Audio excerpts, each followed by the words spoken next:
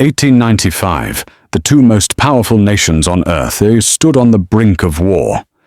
Not over religion, not over ideology, not even over land that anyone cared about, but over a jungle most people couldn't find on a map. And when the crisis ended, no shots were fired, no cities burned, no armies marched.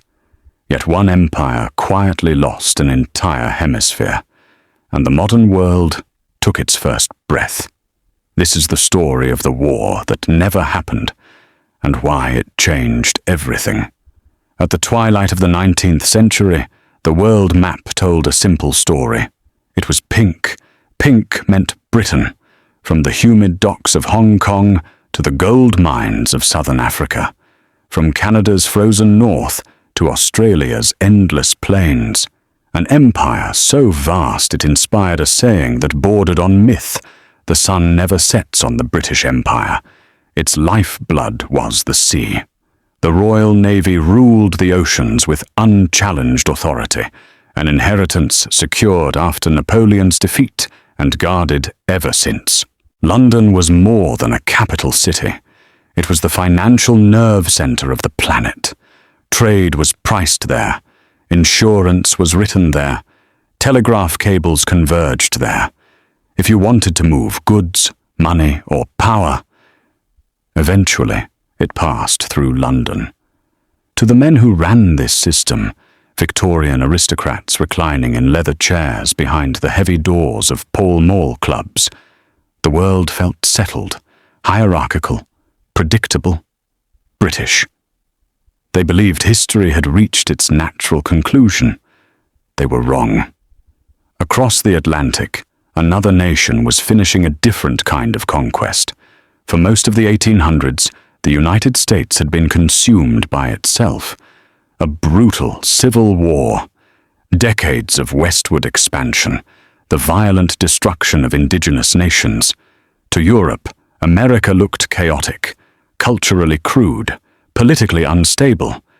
But beneath the noise, something profound was happening. Factories multiplied. Steel poured out of American mills at unprecedented scale. Railways stitched together a continent. By the 1890s, America produced more steel than Britain. Its rail network was larger than the rest of the world combined, and its population was exploding, fueled by immigrants who worked long hours for low wages and dreamed big dreams. Then suddenly the frontier ended.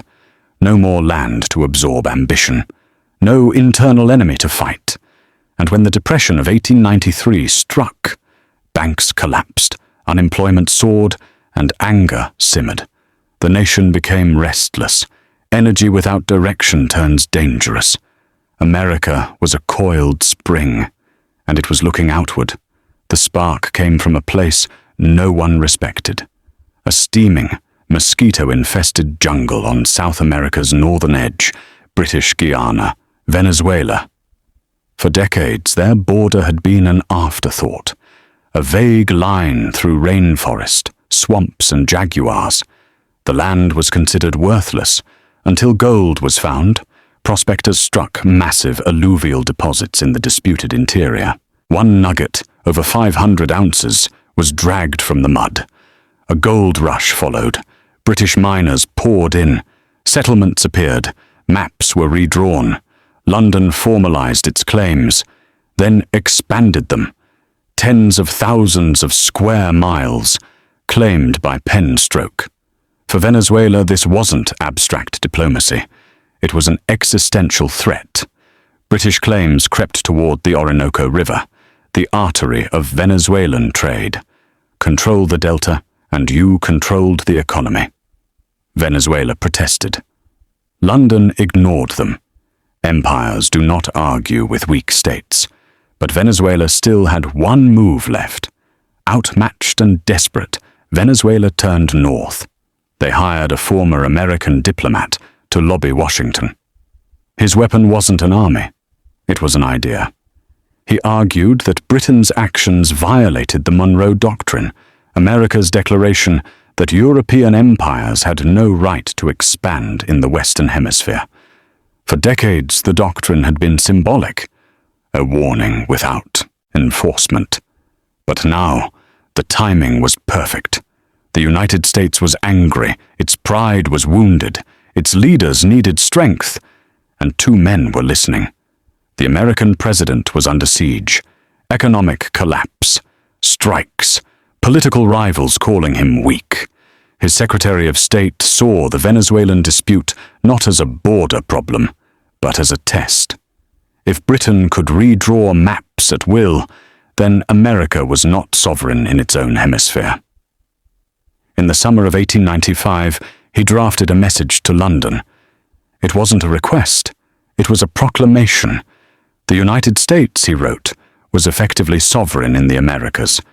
Its decisions were law. Law, a breathtaking assertion of authority. The message crossed the Atlantic and landed on a desk in London. Britain's Prime Minister read the note with irritation and dismissal. The Monroe Doctrine, he believed, was not international law, just an American opinion. So he ignored it. Weeks passed, then months. To Washington, the silence was not neutral. It was an insult. Finally, Britain replied. The response was polite, meticulous, and absolute. No arbitration, no concessions, no recognition of American authority. The message was clear. Mind your own business. When the American president read it, he exploded. He decided diplomacy had failed. It was time to go public. In December 1895, the president addressed Congress. At first, the proposal sounded reasonable, an American commission to determine the true border. Then came the warning. If Britain ignored that decision, the United States would resist by every means in its power. In diplomatic language, that meant war. The reaction was instantaneous. Congress erupted in cheers. Political divisions vanished overnight. Newspapers screamed headlines. Crowds sang patriotic songs. Militias drilled. Old grudges resurfaced. Irish Americans dreamed of striking back at Britain. Civil War veterans remembered British sympathy for the Confederacy. The country was euphoric. America was ready to prove itself. In London, reality finally arrived. A war with America would be disastrous. The Royal Navy was larger, but scattered across the globe. Canada was indefensible, a 1,000-mile border no army could hold. And America had one terrifying advantage: industry. It could build ships faster, arm them faster, replace losses endlessly. Then came the real danger: finance. British investors panicked. Markets shook. The City of London sent a quiet but unmistakable message. War with America would bankrupt the empire. For the first time, Britain stared into the abyss. As tension peaked, fate intervened. In Africa, a British raid collapsed in humiliation. Germany openly mocked Britain, hinting at confrontation. Suddenly, priorities clarified. Britain could not fight Germany and America at the same time. So it chose, not with speeches, not with declarations, but with a quiet retreat. Britain agreed to arbitration. The empire blinked. Years later, the tribunal ruled. Britain kept most of the land. The gold stayed British.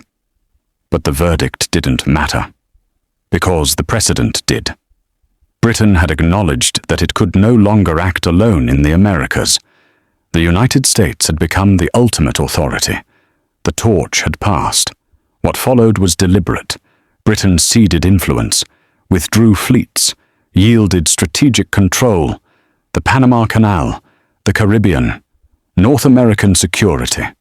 America filled the vacuum. When war erupted in Europe, Britain survived, not by strength alone, but by American industry, money, and manpower. The empire lived. But the era of dominance was over. In a forgotten jungle, history pivoted. No cannons fired, no blood spilled. Yet the 19th century ended there.